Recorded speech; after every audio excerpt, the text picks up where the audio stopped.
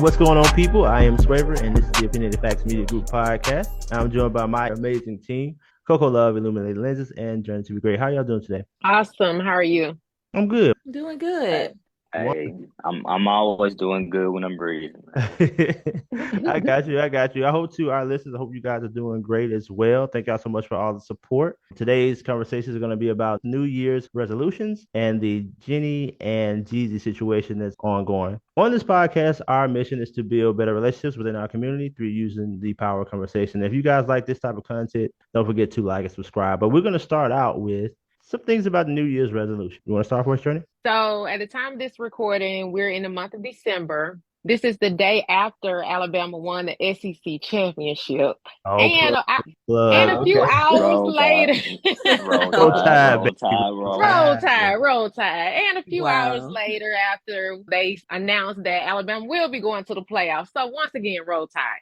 But anyway, at the end of the SEC championship game last night, I was watching the Jalen Milroe interview, and he was just talking about earlier in the season, he didn't play too well. He got benched one game, and he was just talking about he had goals for himself. Even when people gave up on him, he always had goals for himself, and he just kept working on his goals. So it made me think about we're heading into the New Year's, and of course, everybody has the resolution, New Year, new me, every time. So I came across this article on timemagazine.com. The title was Sick of Failing at New Year's Resolutions. There is a better way. And in this article, I'm not going to read the whole thing, but what stood out to me says as many as 80% of people fail to keep their New Year's resolutions by February. And it says only about 8% keep their resolution for the entire year. So I came across another article on LinkedIn which says that research shows that only 8% achieve their dreams and goals. 92% just give up or fail to do it, which is a huge percentage. These 8%, what they do differently is they divide their dreams into goals, then follow a system to achieve those goals, which ultimately take them to their dream. Basically, creating a roadmap. And so what I noticed, even with my own self, when I have written things down, I even went as far as the vision board, and the one that I currently made, like 2 things in the making that I can see unfolding. What I've learned from writing it down and creating a vision board, not only does it keep me focused on what I want, but it also keep me from getting distracted from things that don't line up with what I want. For sure. So with that being said, I encourage people, not even waiting to the new year, but starting now, getting real specific and deciding what it is that you want and start writing it down and make that a roadmap to your goals. And even in the Bible, it says, write the vision, make it plain on tablets so he may run who reads it. Thank you for sharing it with us. That's actually pretty good. I was looking something up about the 10 most common New Year's resolutions from GoSkills.com. It was written by Brad Zomick. Y'all tell me if y'all agree with these. People say they want to exercise more, lose weight, get organized, learn a new skill or hobby, live life to the fullest, save more money, spend less money, quit smoking, spend more time with family and friends, travel more, and read more. Have y'all heard all of those as New Year's resolutions? Yeah. Especially the one about getting in shape. That's number one, right? Yeah. Well, actually, yeah, exercise more is number one. Yeah. Which is why you can't get to any gym equipment probably within the first month of January. You have a very hard time. So true. We're going to transition a little bit to this Jeannie and Jeezy situation. For the people that don't know, Jeannie and Jeezy are going through this divorce. Or maybe, has it been final yet? Or are they still going through it?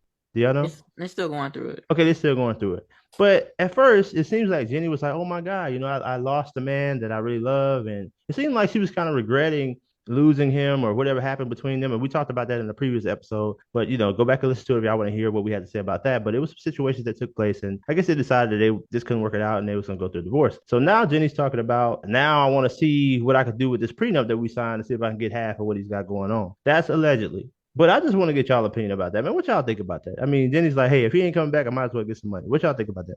I don't know if that's necessarily the case. It could be, it could be a part of it. But I mean, they both know what was in the prenup. So if I would not be surprised if Jeezy was cheating. So I know they say black men don't cheat, but I beg to differ. So I wouldn't be surprised. I mean, he's Jeezy. I mean, so if he did, I would hope that by him knowing that that's in the prenup, if he don't want to miss out on whatever money he has to give to her or whatever, I hope he was, really good at hiding it. But I would think that also by her knowing that that's in the prenup, that she wouldn't have said that if she didn't have some kind of proof or whatever. Jennifer be going hard. She gonna find a picture where he was looking at somebody. Hold it. See, he was cheating right here. It's right here. I mean, but some people probably thought that anyway, just by how it seemed on the outside or whatever, because he filed for the divorce, which I feel like is kind of not as common, I feel like they said, for a man to file for divorce. But then after they looked into it a little bit more, I believe he had actually did the paperwork or something like back in June, I believe, but he just waited. I don't know. And maybe he had told her and maybe they decided they wanted to try and work things out. I don't know. But he didn't actually file until I think more recently here, maybe in September or something. Jesus said he was sick of the shit. I got to go. For me, because he filed, I don't know, maybe she is trying to, I guess, get revenge and go after his money. I don't know. Because, okay, he filed. Of course, he knows what's in the prenup. So I just feel like maybe it might be something she's trying to get some type of revenge. Because, again, I feel like if he was cheating and he knew that she knew, maybe he would not have filed. So Right. I don't know. Yeah. I think it was one of those situations where she might have already knew, but say when somebody's doing something or whatever and you don't care. You care, but at the same time, you still know you're not going nowhere, right? You know how some ladies that, they know they do cheating and everything like that, and, they still want to be with that person or whatever, so they still trying to make it work and they overlook everything. But when they know you're not basically getting back together, when y'all actually break up for good, that's when they want to bring that stuff back up. You know what? I believe that's probably what happened, man. Because it seems strange how she goes from come on back, I made some mistakes to all right, I think he was cheating. Let me see if I can find some of this in the prenup to see if I can catch this man. I just think that's really strange. Because why didn't that come up when it first happened? It's one thing to not want to drag your personal business through the mud. I get it from that standpoint, but at the same time, ain't nobody just finna take blame for something. Because it seemed like she almost was kind of taking blame for the divorce, the marriage, the divorce not working or whatever. Just saying, well, she could have did this or she could have did that. But if y'all are getting divorced because he cheated, first of all, I thought wasn't he the one who filed for divorce? Yeah, I don't think that's why.